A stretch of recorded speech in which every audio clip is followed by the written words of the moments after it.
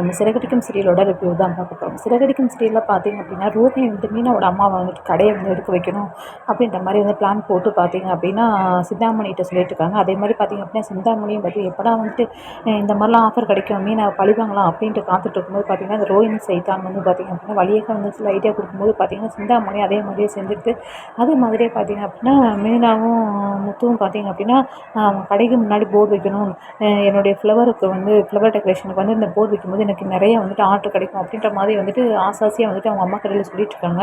அவங்க அம்மாவுமே வை வை வை மீனா இங்கே வச்சு நல்லா ஓடும் அப்படின்ற மாதிரி பேசிகிட்டு இருக்கும்போதே பார்த்தீங்க அப்படின்னா வந்துட்டு கடையை வந்துட்டு க்ளோஸ் பண்ண சொல்கிறாங்க. நீங்கள் வந்து அழுகுன பழம் எதுவுமே வந்து சுத்தமாக வந்து நீங்கள் பண்ண மாட்டீங்க, அந்த மாதிரி கம்ப்ளைண்ட் வந்துருக்கு, உங்கள் கடை 2 கடையுமே கரும்பு ஜூஸ் கடையும் உங்களுடைய பூக்கடையும் வந்து இருக்கக்கூடாது அப்படின்ற மாதிரி தூக்குறாங்க. உடனே மீனாவோட அம்மா கதறி அழுகுறாங்க.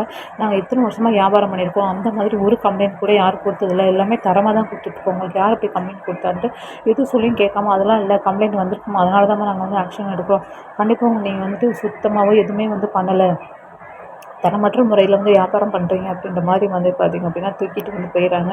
போனதுக்கப்புறம் பார்த்திங்க அப்படின்னா வீட்டில் மீனா அம்மா எல்லாருமே வந்து அழுகுறாங்க. சீதா பார்த்திங்க அப்படின்னா அருண்கிட்ட போய் சொல்கிறாங்க, எங்கள் அம்மா கடையை தூக்கிட்டு போயிட்டாங்க, நீங்கள் தான் வந்துட்டு ஆக்ஷன் எடுக்கணும் அப்படின்ட்டு. அருண் சொல்கிறாரு, சும்மாலாம் வந்து கடையை தூக்க மாட்டாங்க, ஏதோ ஒரு பிரச்சனை வந்து நடந்திருக்கு, நான் என்னன்னு விசாரிக்கிறேன் அப்படின்னு. கூடிய சீக்கிரம் பார்த்தீங்க அப்படின்னா கண்டிப்பாக முத்துவும் மீனாவும் பார்த்தீங்க அப்படின்னா இதுக்கு காரணம் யார், சிந்தாமணி தான் அப்படின்றத கண்டிப்பாக வந்து கண்டுபிடிச்சிருப்பாங்க. கண்டுபிடிச்சதுக்கப்புறம் சிந்தாமணி எதுக்கு நம்ம கடையை வந்து தூக்கணும் அப்படின்ற மாதிரி வந்து இந்த ஐடியாலாம் எப்படி சிந்தாமணிக்கு வந்து உடனே தெரியுது அப்படின்ட்டு வீட்டில் யார்ட்டாவது நீ சொன்னியா அப்படின்ற மாதிரி முத்து மீனாவும் யோசிக்க போகிறாங்க. வீட்டில் இருக்கிறவங்க மேலே தான் டவுட் வரப்போகுது. பெரும்பாலும் விஜயா தான் பார்த்தீங்க அப்படின்னா யோகா கிளாஸ் நடத்துகிறாங்க, அங்கே தான் சிந்தாமணி வந்து வராங்க, அதனால விஜயா தான் அந்த விஷயத்துக்கு காரணம் அப்படின்ற மாதிரி இந்த ரோஹிணி பழியை தூக்கி விஜயா மேலே போடுறதுக்கு தயங்க மாட்டாங்க. ஏன்னா விஜயா பார்த்தீங்க அப்படின்னா மீனாவோட அம்மா கடையை தூக்குனதுக்கப்புறம் பார்த்திங்கன்னா எல்லாருக்குமே பிரியாணி வாங்கி கொடுத்து, அதாவது சிந்தாமணி பார்வதி மக்கள் வந்து பிரியாணி வாங்கி கொடுத்து சந்தோஷப்பட்டுருக்காங்க.